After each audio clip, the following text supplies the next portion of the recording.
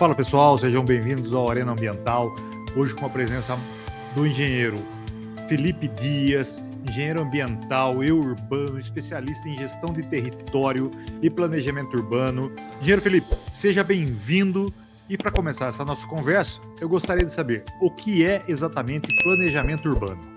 Bom, Bruno, primeiramente obrigado pelo convite.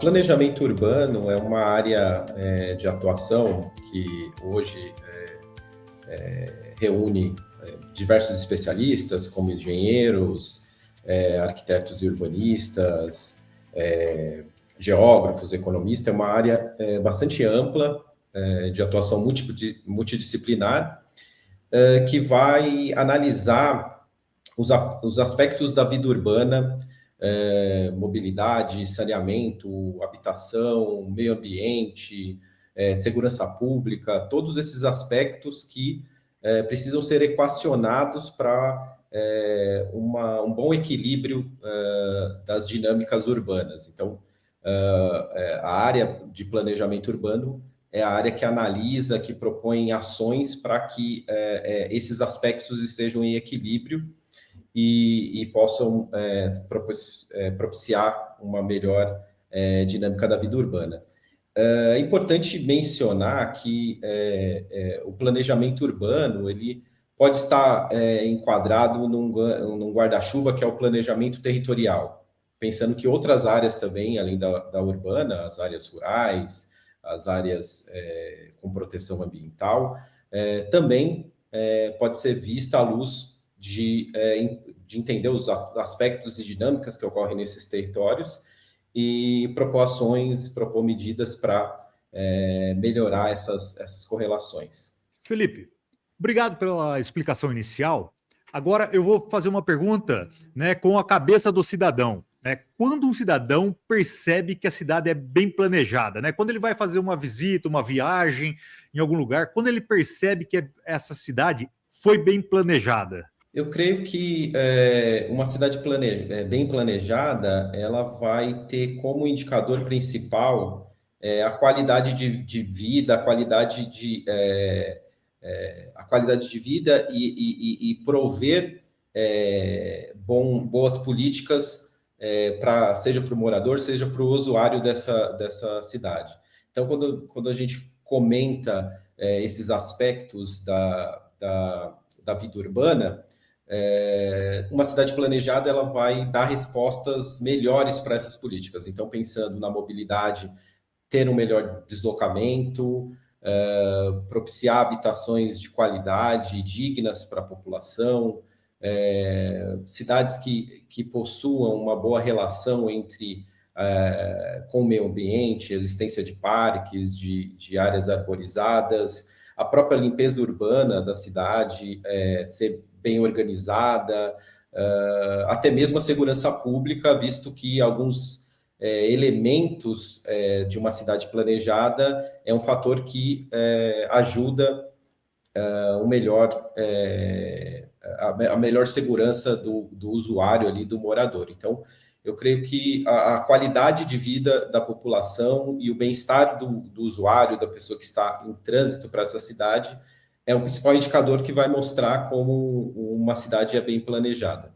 Engenheiro, no nosso canal aqui, no Arena Ambiental, a gente tem começado a falar sobre mudanças climáticas, sobre adaptações das cidades, mas falando especificamente de mudanças climáticas, quais são as consequências que já são visíveis nas cidades, em decorrência dessas alterações, Há adaptações a serem feitas, as cidades estão se preparando, o que está acontecendo em relação ao planejamento urbano das cidades em função das mudanças climáticas ou das adaptações que têm que ser feitas? Perfeito, Bruno.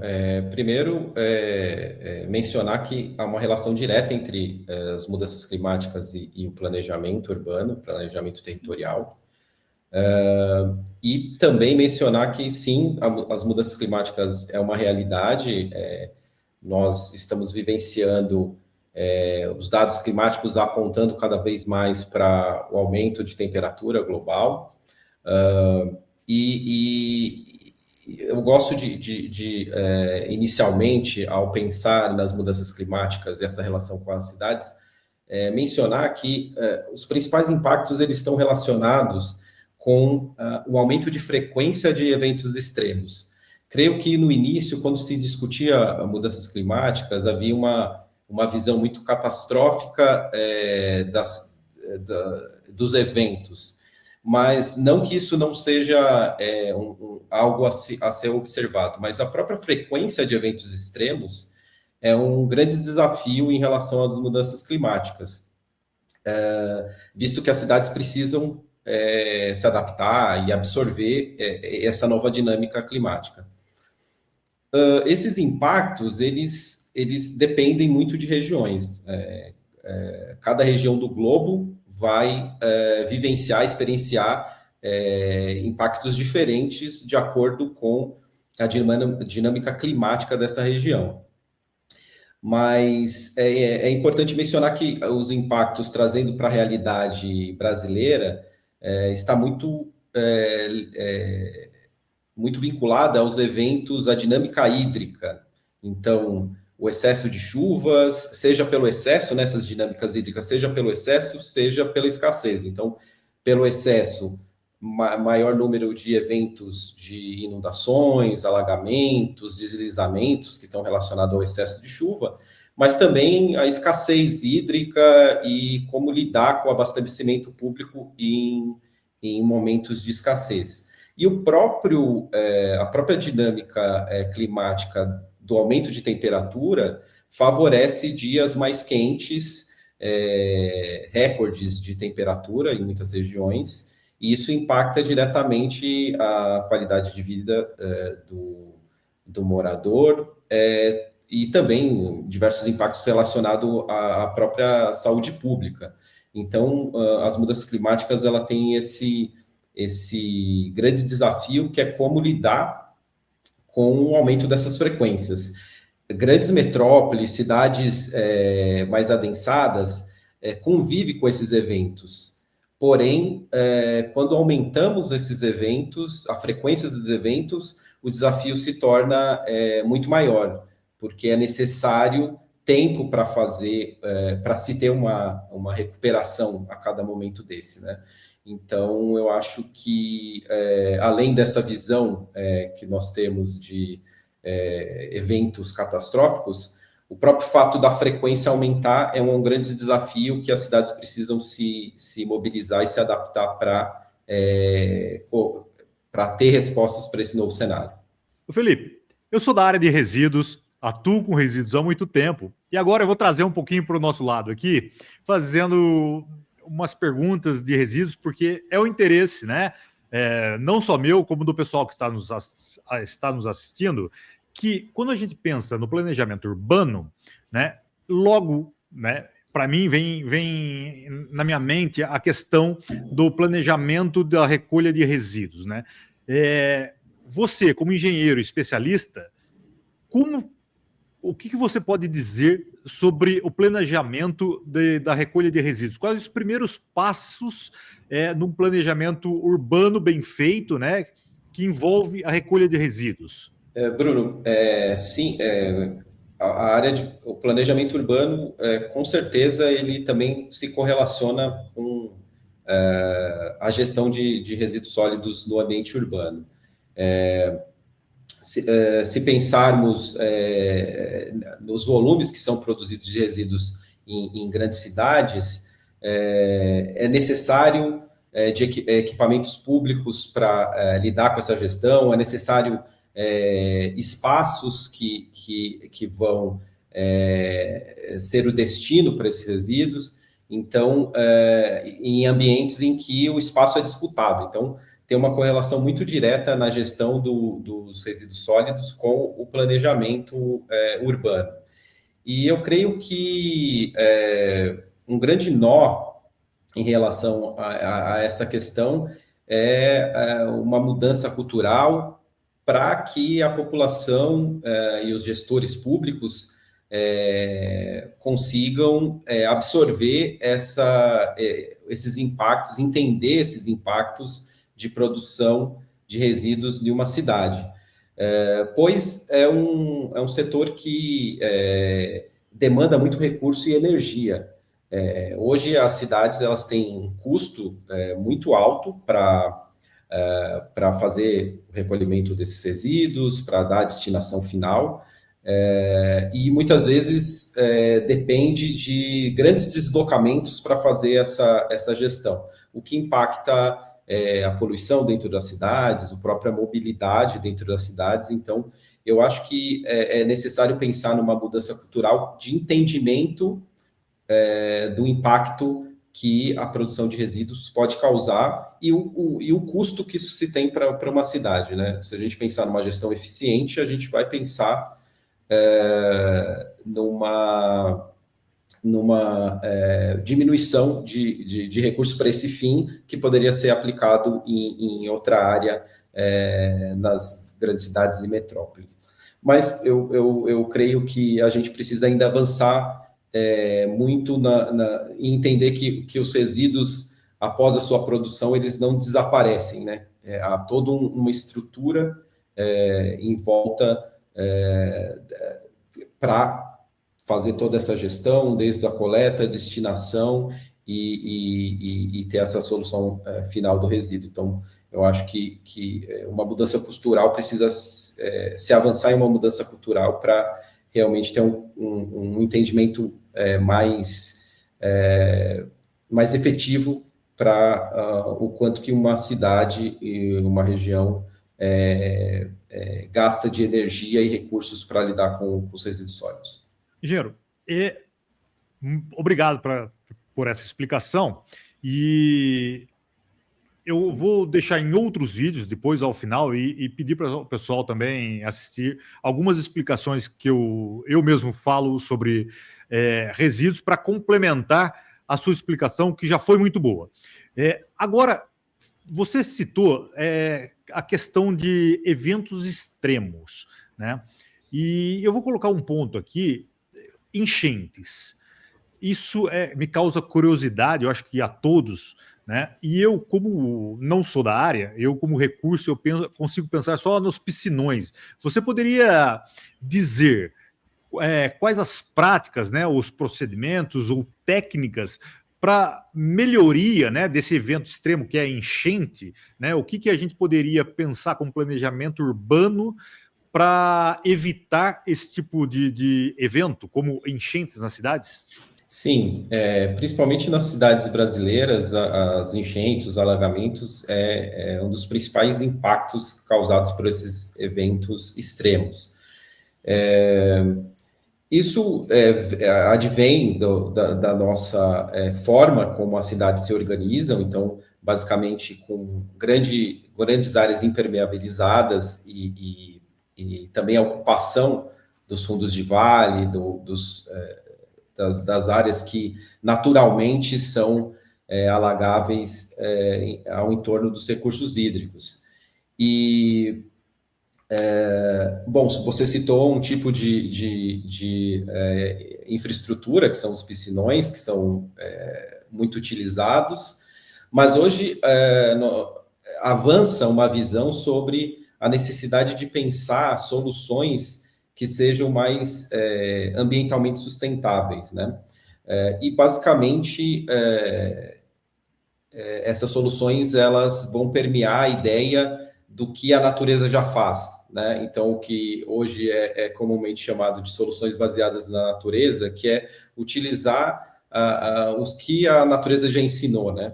Em termos de lidar com essas dinâmicas climáticas. O que a gente entende por soluções baseadas em natureza? As biovaletas, calçamentos impermeáveis, jardins de chuva, aqueles jardins que, em um período de chuva, ele consegue absorver a água, a própria existência de parques lineares ao longo dos recursos hídricos em uma cidade, que pode fazer essa primeira absorção dos alagamentos. Enfim, o que alguns especialistas chamam do designer sensível à água.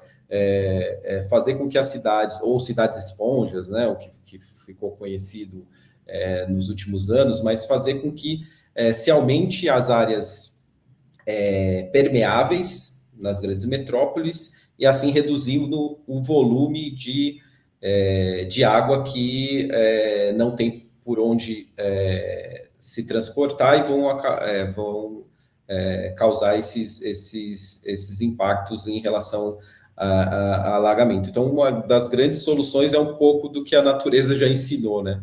Ter essas estruturas que permitam uma maior permeabilidade dentro das cidades. Ô Felipe, agora, eu tenho uma outra dúvida que eu recebo muito essa dúvida, que é cidades, ilha de calor. O que é ilha de calor, né? E como a gente faz para amenizar essa ilha de calor, né? Cidades que são ilhas de calor.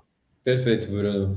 Essa questão ela se relaciona com a anterior, ao pensar nessa estrutura de como as cidades elas são organizadas. Então, o próprio adensamento urbano, a própria ocupação urbana, ela se dá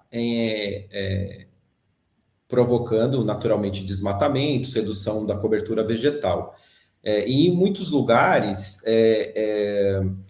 essa estrutura urbana, ela não mantém elementos naturais, arborização, áreas verdes, parques. E isso pode causar alguns efeitos deletérios, né? Então, efeitos de como o calor irá se comportar nessas regiões que estão com essa configuração. A própria cobertura vegetal, ela absorve muito calor. Então, em lugares que há cobertura vegetal, a sensação térmica com certeza vai ser menor do que em regiões que estão totalmente impermeabilizadas e sem elementos vegetais. Então, um grande movimento para mitigar os efeitos de ilha de calor é a própria melhoria na condição de arborização das cidades. Há uma linha de pensamento que vem sido trazido pela ONU, que é muito interessante, que é a regra 3-30-300, que é uma ideia de como seria, hipoteticamente, uma região que traria uma boa relação entre habitação, urbanização e cobertura vegetal, que seria a numeração, né, 3-30-300, que da sua janela, da sua casa, você conseguir observar pelo menos 3 árvores, o seu bairro ter pelo menos 30% de cobertura vegetal, e você não está distante, você não está em 300 metros, pelo menos, você encontrar uma área verde pública com uma boa qualidade.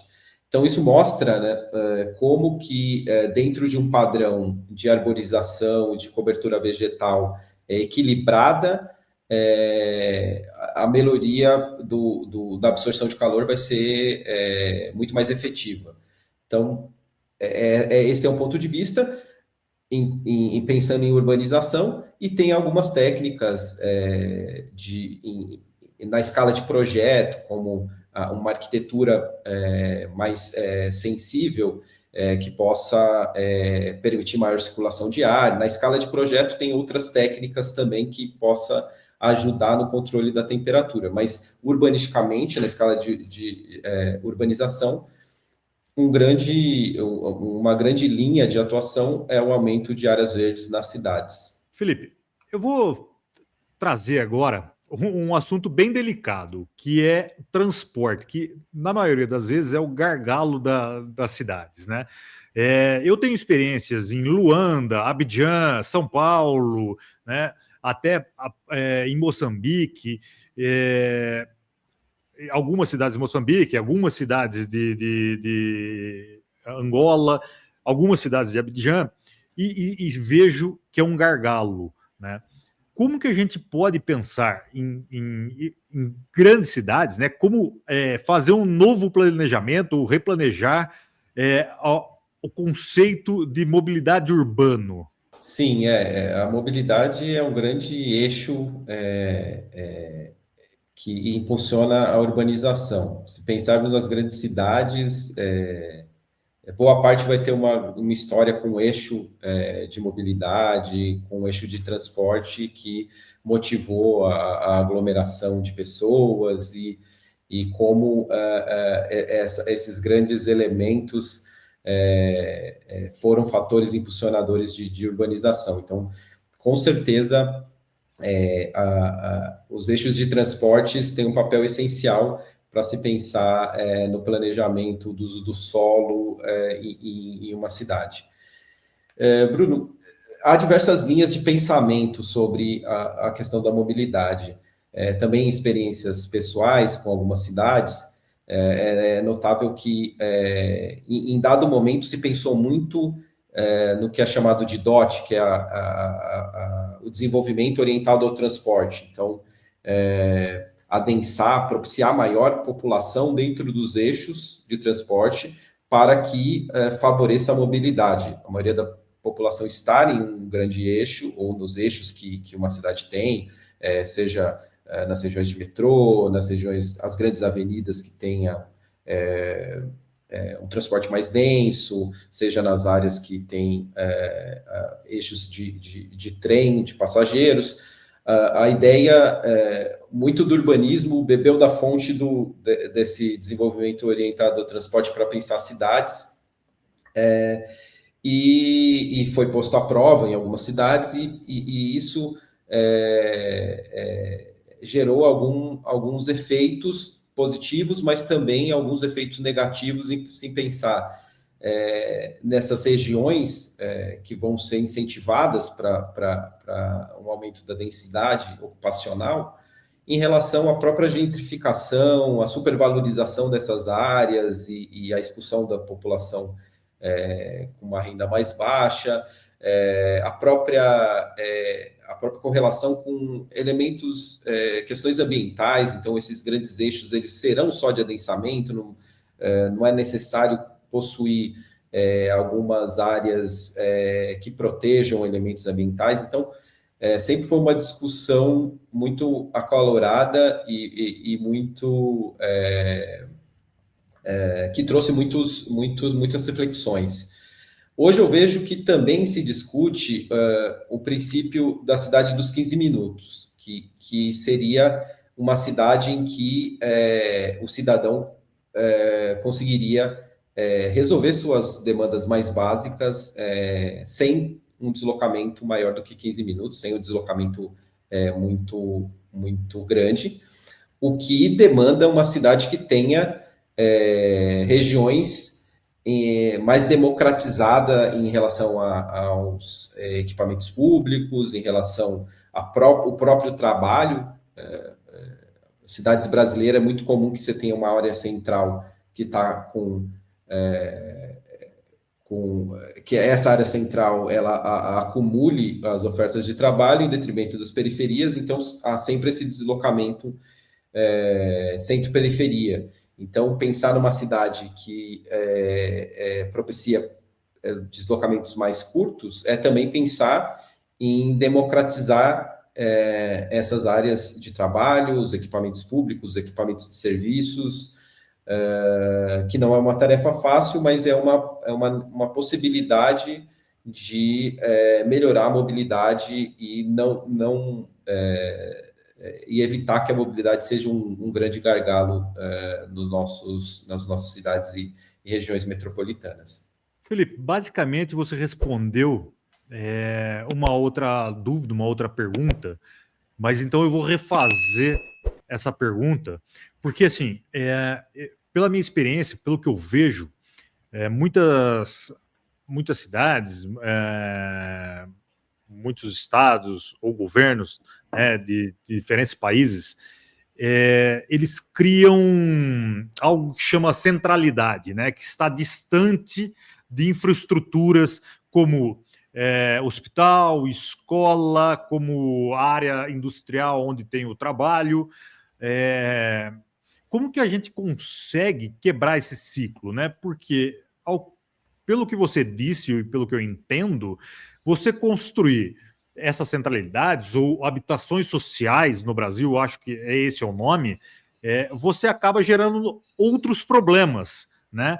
E para não ter esses problemas, quais as infraestruturas básicas que a gente deveria também descentralizar, né? Ou construir próximo a essas habitações? Perfeito. Eu acho que quando a gente pensa nessa dinâmica em onde está a, as habitações, principalmente a habitação de interesse social, sempre a gente convive com essa lógica de as áreas centrais são mais valorizadas, então elas vão centralizar os investimentos públicos e as áreas periféricas com menor valorização vão ser a opção para a população de mais baixa renda. Então, é sempre um grande desafio como quebrar esse ciclo, né? Esse movimento em valorização de áreas em que acumula equipamentos, acumula investimentos públicos, em detrimento de áreas que são mais periféricas e com menos ofertas de trabalho, de serviços. Algumas ações, pensando em planejamento urbano, ela se dá por incentivar que essas áreas dotadas de infraestrutura também abrigue as habitações de interesse social, habitação que tenha um padrão acessível à população de baixa renda. Isso pode ser feito por incentivos fiscais, incentivos construtivos, para que a próprio desenvolvimento imobiliário de determinada região seja incentivado a produzir habitação nesses moldes, para que a oferta seja, pelo menos, tenha uma fração de oferta de habitação de interesse social em regiões mais dotadas de maior infraestrutura. Também nós temos, em relação ao planejamento, o próprio zonamento, então a demarcação de áreas dentro de uma cidade, no seu próprio zoneamento, para abrigar esse tipo de tipologia habitacional, é uma ferramenta, e o próprio planejamento na organização e na escolha de localidades tanto para o transporte, para equipamentos públicos de relevância em relação à população, ao uso pela população. Então, a escolha de um local, de um hospital público, das estações de metrô, todos esses elementos que propiciam que tenha um grande volume de usuário, ele vai favorecer que essas regiões na cidade elas estejam descentralizadas, elas não estejam dentro desse quebre um pouco desse ciclo que é a concentração de investimento nas regiões centrais e mais valorizadas. Então, tem algumas saídas, desde incentivos fiscais, zoneamento e a própria escolha da localização dos equipamentos públicos pode ser um mecanismo de maior descentralização e se pensar nessa ideia da cidade que possibilite menores deslocamentos para a população. Felipe, você falou em investimento, a gente já vai falar sobre investimento, que tem uma outra curiosidade aqui, mas antes, eu estou ouvindo muito um conceito que é corredor da biodiversidade urbana, né? Isso é como aqueles corredores ecológicos ou não tem relação? O que é o corredor de biodiversidade urbana? Bruno, os corredores de biodiversidade é uma tentativa de mitigar os efeitos da própria urbanização. A urbanização ela vai causar, evidentemente, o avanço sobre áreas naturais e é muito comum que se ocorra essa criação de mosaicos de áreas naturais, áreas com cobertura vegetal dentro das metrópoles. A ideia de grandes regiões com naturais, ela não é vivida dentro de uma grande metrópole, obviamente pelo adensamento, pela urbanização.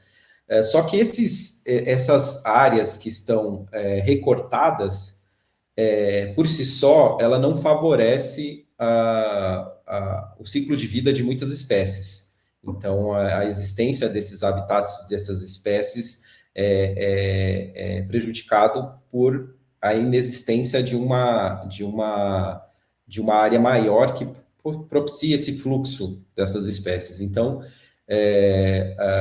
uma ideia para que a gente possa ter uma maior biodiversidade dentro de ambientes que naturalmente já são mais urbanizados e com poucos elementos ambientais, é valorizar essas áreas, esse mosaico de áreas, que pode ser um parque, pode ser uma praça, pode ser uma região urbanizada dentro das metrópoles, mas que essas áreas elas possam ter conectividade, porque o efeito da conectividade ela vai melhorar esse fluxo das espécies e propiciar que algumas espécies que precisariam de um espaço maior ainda assim consiga se movimentar e consiga ter seu ciclo de vida.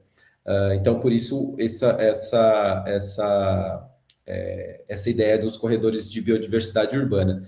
A título de curiosidade, tem um trabalho muito interessante na região metropolitana de Campinas, aqui no estado de São Paulo, que propôs esses corredores para a região metropolitana como um todo, como um zoneamento a ser seguido pelas as cidades que estão nessa região, mas mapeando onde seriam os principais caminhos em que se poderia ter ações de criação de áreas verdes, arborização, para compor esse corredor, esse grande corredor, essas grandes conexões. Então, basicamente,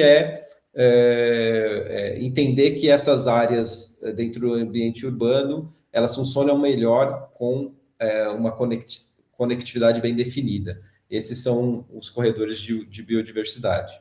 Engenheiro, vamos voltar para falar de investimento. Só que a gente vai falar de uma forma mais soft aqui. Quando a gente fala em adaptação de cidades e planejamento urbano, logo vem na cabeça de todo mundo volumes vultuosos de dinheiro, né? O que a gente poderia pensar em planejamento urbano, em melhoria da área urbana, né, de baixo custo? Você pode citar casos, exemplos para a gente? Né? Aqui a gente não quer tratar do planejamento urbano, de criação de grandes infraestruturas, mas talvez trazer o seu conhecimento, casos que você de sucesso que já tenha visto nessa conversa. Perfeito, Bruno. Realmente é interessante pensar na adaptação das cidades e em ações que possam ser passíveis de ser implementadas. Concordo contigo em relação a essa ideia inicial de grandes investimentos, pensando na adaptação, principalmente pensando nas infraestruturas de contenção, que são piscinões, como você comentou, que são infraestruturas bastante massivas em relação à engenharia, à utilização de materiais.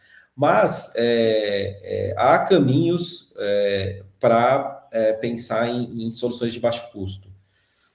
Uma das soluções é próprios aspectos regulatórios dessa ocupação, dessas regiões. Então, como incentivar que as novas construções, ou até mesmo as construções que já existem, elas se adaptem para uma melhoria nessa possibilidade de se adaptar ou fornecer adaptação para a cidade, mediante um incentivo da própria construção ou adaptação das residências. Então, no contexto brasileiro, algumas cidades elas têm implantado, por exemplo, o IPTU verde, que é uma redução da alíquota do IPTU. O IPTU é um imposto territorial, para as casas, para as habitações que tenham um padrão maior de permeabilidade, que ainda tem um quintal que não foi impermeabilizado, que instalem um coletor de água de chuva. Então, a regra para se considerar essa diminuição na alíquota, ela vai ser específico para cada cidade, mas é uma possibilidade de baixo custo, que demandaria uma criação de uma regra que incentive as habitações a aplicar elementos de permeabilidade, de aumento de áreas verdes, sem uma grande transformação de engenharia em uma região. Também um outro item interessante de exemplos em relação a aspectos regulatórios que se enquadram em baixo custo. A cidade de São Paulo implementou a cota ambiental, que também é um incentivo construtivo para empreendimentos que também incluam, né, incorporem na sua construção ações para melhorar a drenagem ou para aumentar a cobertura verde. Então, há uma pontuação para cada um desses elementos, e esse elemento vai favorecer uma possibilidade de uma maior construção daquele empreendimento, que não seria permitido sem a incorporação desses elementos. Isso no aspectos regulatórios, né, que pode ser considerado de baixo custo para as cidades, mas também os aspectos de engenharia, como a gente comentou anteriormente, as soluções baseadas na natureza, as adaptações de áreas urbanas, áreas verdes para recepcionar a chuva, como é o caso dos jardins de chuva, aplicação de biovaletas que vão transportar a água e absorvê-las, a instalação de parques lineares, a própria utilização de elementos drenantes nos calçamentos, nos equipamentos públicos. Então, há soluções que são de menor custo e que, em uma escala de cidade, vai propiciar uma boa adaptação, uma mitigação dos impactos desses eventos extremos que estão relacionados com as mudanças climáticas. Felipe, eu vou trazer um ponto aqui, talvez seja um pouco polêmico, mas eu acho que é importante a gente falar, né? As populações, né? Muitas vezes as populações elas esperam somente da gestão pública, né? Mas eu acho que a população precisa participar, né? Como, ao seu ver, né, com o seu conhecimento, a gente pode engajar essa população a participar, a dar ideias sobre planejamento urbano, porque eu acredito que parte das informações provém da própria população, né? Que ela conhece o histórico, ela conhece o que está acontecendo, mas como que a gente faz para engajar essa população? Bruno, essa é uma questão bastante importante e que, na minha experiência trabalhando em diversos projetos, é sempre uma reflexão em como engajar. A gente tem diversos mecanismos de participação, seja na elaboração de um plano diretor, seja num plano urbanístico para uma região. A legislação, no caso brasileiro, já incentiva e normatiza a participação social nesses processos. Mas muitas vezes essa participação ela não é suficiente, ela não é engajada, há diversos desafios em atrair a população para a discussão do planejamento e das questões urbanísticas. Eu creio que não há uma bala de prata para uma metodologia específica. Isso também depende muito da dinâmica de cada região. Mas eu acho que as iniciativas que elas funcionam em uma escala mais de bairro, uma escala mais de distrito, que possa demonstrar as questões urbanas, os desafios urbanos na escala do morador, na escala do bairro, e que aquilo possa também trazer a população para uma cocriação, que a gente chama, né? Quando a população ela decide também por alguns aspectos de um projeto. Eu acho que trazer essa discussão para essa escala é algo que favorece o engajamento, porque fica mais palpável as discussões, as tomadas de decisão, e faz com que a população ela se sinta parte daquele processo. Então, eu acredito que a questão da escala é uma questão importante para a gente pensar em engajamento. Eu quero aproveitar o seu conhecimento hoje, né? E vamos pensar aqui para as novas gerações, 20, daqui 30 anos, 50 anos. O que você acha que as cidades vão precisar fazer, né? Quais são as principais mudanças que devem ocorrer no planejamento urbano para os próximos 10, 20, 50 anos? Você, com mais experiência, né? Você fala assim, olha, daqui 10 anos eu imagino que as cidades devam fazer tais mudanças, ou daqui 50 anos. É só para trazer um pouco do seu conhecimento e de perspectiva de futuro. Perfeito. Eu acho que boa parte do que a gente discutiu aqui são problemas perenes, né? Então, eu acho que isso não vai sair do nosso radar nos próximos anos. As questões climáticas, eu acho que são um ponto muito significativo. Então, pensando num cenário de 20 anos, como traz a sua provocação, eu acho que cada vez mais latente vão ser essas mudanças. Então, se tornará cada vez mais uma frente de atuação de diversos profissionais, seja relacionado ao planejamento urbano, mas as diversas aspectos que foram comentados aqui da vida urbana.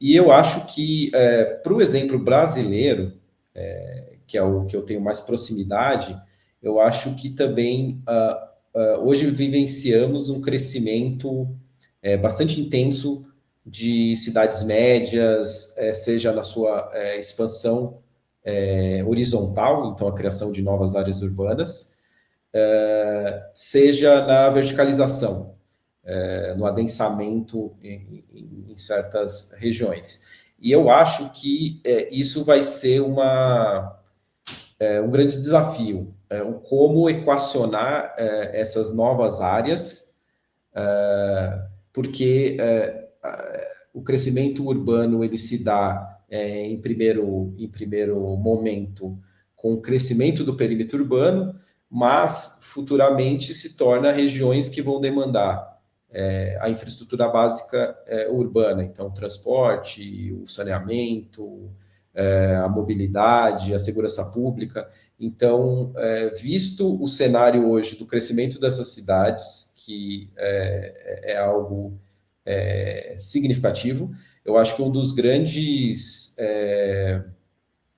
das grandes questões vai ser equacionar essas cidades que cresceram horizontalmente à luz dessa necessidade de ampliação das infraestruturas públicas e do fornecimento de serviços públicos para essas novas regiões. Eu acho que isso vai ser um grande desafio no futuro. Felipe, a gente está chegando ao final, mas eu quero deixar uma provocação aqui. O que você falaria para um prefeito, para um governador, até mesmo um presidente? Qual que seria uma prioridade absoluta em questões de planejamento urbano? É uma questão bastante interessante, Bruno, bastante complexa, visto que na nossa discussão hoje a gente navegou por diversas questões muito latentes e pensar que cada uma dessas questões, desses setores, é um universo de discussão e de reflexões, mas eu creio que um olhar sobre o meu conselho, né, para o gestor seria pensar nesse olhar da qualidade ambiental nas cidades. Vivemos processos em que o olhar para uma cidade em desenvolvimento era a construção civil, era a produção de novas habitações, de novos empreendimentos, e eu acho que para o futuro a ideia será como equalizar como melhorar a qualidade ambiental dessas cidades, visto que é a resposta para diversos desafios. Então, comentamos aqui sobre mudanças climáticas, sobre eventos extremos, aumento em sua frequência, mas várias soluções se demonstraram relevantes pensando nos aspectos ambientais. Então, a qualidade ambiental de uma cidade dará resposta para as mudanças climáticas, dará resposta para melhor habitabilidade dessas regiões, melhor conforto para os habitantes, e até mesmo pensando no respeito à biodiversidade, na natureza. Eu creio que um conselho que eu daria é para ter esse olhar de como melhorar a qualidade ambiental como chave para a melhoria de diversos aspectos das nossas cidades atualmente. Engenheiro, eu quero agradecer demais sua presença, a sua paciência e disponibilidade com a gente, porque, como você disse, a gente navegou muito rapidamente por um tema que é muito complexo, mas você trouxe informações riquíssimas aqui, foi um papo muito gostoso, trouxe aqui para a gente uma nova visão do que é planejamento urbano, de forma ampla, né? Não temos como percorrer detalhadamente os assuntos, mas foi super legal, super importante essa conversa. Queria agradecer demais a sua presença aqui no canal. Bruno, obrigado pelo convite. Concordo, assino embaixo com as suas palavras da complexidade de se tratar a questão do planejamento, mas eu acho que essa sua iniciativa ela é super importante para tornar mais amplo esse debate. Obviamente, para cada uma dessas questões a gente poderia desenvolver aqui mais discussões, mas de antemão eu gostaria de parabenizar por esse espaço e me mostrar disponível para quando precisar, quando quiser bater um papo, estamos por aí. Engenheiro, muito obrigado e até mais. Até mais. Tchau, tchau.